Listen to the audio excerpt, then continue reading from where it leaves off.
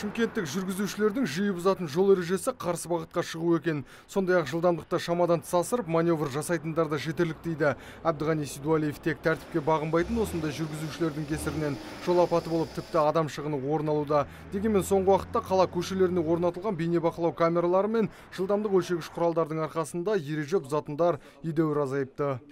Білесіздер, бізде ең проблемны Қонаев даңғылы.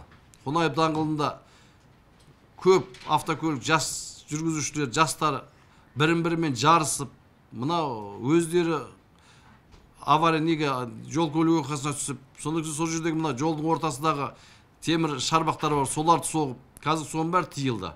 Қала көшелерінде жүйткіп жүретіндерді кіріспе құрылғысы жөнге салған. Мәселен, аталған фоторадар орнатылған бір айдың ішінде 12 000 жүргізуші айыппұл арқалаған. Ал бүгін олардың қатары әлдеқайда төмендепті. Онымен қоса ірі жол көлік оқиғаларының да саны азайып, жүргізушілер тәртіпті бола бастаған.